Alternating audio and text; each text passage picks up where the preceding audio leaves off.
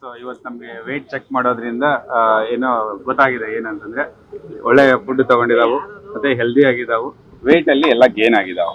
So up to ಒಂದು 435 kg ವರೆಗೂ gain ಆಗಿದೆ.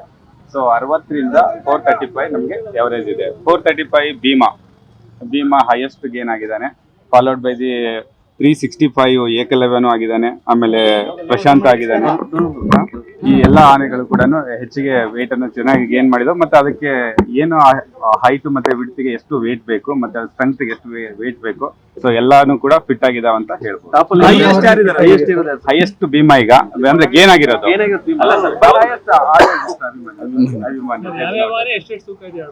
ಸೊ ಅಭಿಮನ್ಯು 5820, ವರಲಕ್ಷ್ಮಿ 3555, ಆಮೇಲೆ ಭೀಮಾ ಬಂದ್ರು 5380, ಏಕಲವ್ಯ 5095, ಲಕ್ಷ್ಮಿ 2625, ಆಮೇಲೆ ರೋಹಿತ್ 3930, ಗೋಪಿ 5280, ಕಂಜನ್ 4725, ಧನಂಜಯ 5255. ಸೊ ಇಲ್ಲಿ ಇನ್ನೊಂದು ನೋಡ್ಬೋದು, ಲಾಸ್ಟ್ ಟೈಮ್ ಧನಂಜಯ ಸೆಕೆಂಡ್ ಇದ್ದ, ಈಗ ಅವನು ಕ್ರಾಸ್ ಮಾಡಿ ಭೀಮಾ ಸೆಕೆಂಡ್ ಪೊಸಿಷನ್ ಹೋಗಿದ್ದಾನೆ, ಹೈಯೆಸ್ಟ್ ಗೇನ್ ಆಗಿರುವಂತನು. ಪ್ರಶಾಂತ 5240, ಹಿರಣ್ಯ 3160, ಮಹೇಂದ್ರ 5150, ದೊಡ್ಡರ್ವೆ ಲಕ್ಷ್ಮಿ 3570, ಸುಗ್ರೀವ 5545. ಎಲ್ಲ ಆನೆಗಳು ಫಿಟ್ ಆಗಿದ್ದಾವು. ಸೊ ಸುಗ್ರೀವ ಸೆಕೆಂಡ್, ಇವಾಗ ಮುಂಚೆ ಇವನಿದ್ದ, ಈಗ ಸುಗ್ರೀವ ಸೆಕೆಂಡ್ ಬಂದಿದ್ದಾನೆ. ಆಮೇಲೆ ಭೀಮಾ, ಆಮೇಲೆ ಧನಂಜಯ, ಈ ತರ ಇದೆ. ಎಲ್ಲರೂ ಇವತ್ತಿದ್ದೀರಾ. ನಿಶಾನೆ ಆನೆಯನ್ನಾಗಿ ಧನಂಜಯನ್ನ ಆಯ್ಕೆ ಮಾಡಿದೀವಿ.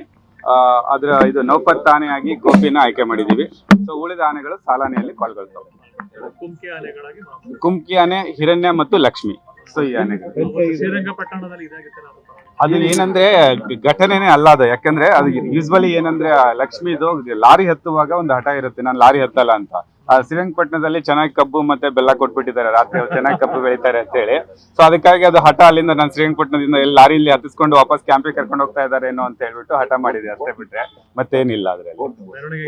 ಇಲ್ಲ ಖಂಡಿತ ಇಲ್ಲ. ನೀವು ಅದಾದ್ಮೇಲೆ ನೋಡ್ಬೋದು, ಜಸ್ಟ್ ಅದು ನಡೆದಿರೋ 30 seconds ಹತ್ತಲ್ಲ ಅಂತ ಹಠ ಮಾಡ್ತು. ಆಮೇಲೆ ನಮ್ಮ ಮಾವುತ ಕಾವಡಿ ಅದನ್ನ ಸ್ವಲ್ಪ ಬೆದರಿಸ್ಬಿಟ್ಟು ಹತ್ಸಿದ್ರು. ಅದಾದ್ಮೇಲೆ 3.5 ತಾಸು ಮೆರವಣಿಗೆ ನಡೆದಿದೆ, ಲಕ್ಷಾಂತರ ಜನದಲ್ಲಿ ಮಧ್ಯದಲ್ಲಿ ಹಾದೋಗಿದೆ. ಎಷ್ಟು ಗಾಂಭೀರ್ಯವಾಗಿ ನಡೆದಿದೆ ಅಂತ ಹೇಳಿ ನೀವೇ ನೋಡ್ಬೋದು. ಹಾಗಾಗಿ ಏನು ಆನೆಗಳ ಮೇಲೆ ನಮ್ಗೆ ತುಂಬಾ ಕಾನ್ಫಿಡೆನ್ಸ್ ಇದೆ, ಯಾವ್ದು ತೊಂದರೆ ಇಲ್ಲ. ಅದೇ ಕಂಪನಿ ಡಾಕ್ಟರ್ ಬಂದಿದ್ರು, ಅವ್ರನ್ನ ಒತ್ತಾಯಪೂರ್ವಕ ಹೊರಗೆ ಹಾಕ್ಲಾಗತ್ತು ಅನ್ನೋ ಒಂದು ಆರೋಪ ಇದೆ. ಇಲ್ಲ, ಏನಂದ್ರೆ ಆಲ್ರೆಡಿ ಇಲ್ಲಿ ವೆಟರ್ನರಿ ಡಾಕ್ಟರ್ಸ್ ಇರ್ತಾರೆ. ಯಾಕಂದ್ರೆ ನಮ್ಗೆ ಡಬಲಿಂಗ್ ಆಗಕ್ ಇಷ್ಟ ಇಲ್ಲ. ಎಲ್ಲೇನೋ ಇವ್ರಿಗೆ ಕೊಡೋ ಇದನ್ನ ಇಲ್ಲಿ ಬಂದ ಮೇಲೆ ನಮ್ಮ ಡಾಕ್ಟರ್ ನೋಡ್ಕೊಂತಾ ಇರ್ತಾರೆ.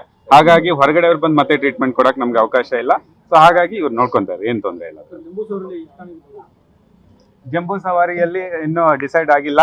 ಅದು ಮಾಮೂಲಿ ಅಂತೂ ಜಂಬೂ ಮೆರವಣಿಗೆಲ್ಲಂತೂ 3 ಆನೆ ಇರ್ತಾವು. ಅದಾದ್ಮೇಲೆ 9 ಆನೆಗಳಂತೂ ಇದ್ದೇ ಇರ್ತಾವು. ಸೊ ಅದ್ರ ಮೇಲೆ ಹೆಚ್ಚಿಗೆ ಹಾಕ್ಬೇಕು ಬೇಡ ಅನ್ನೋದನ್ನ ನಾವು ಕೊನೆಯಲ್ಲಿ ಹೇಳ್ತೀವಿ. Thank you.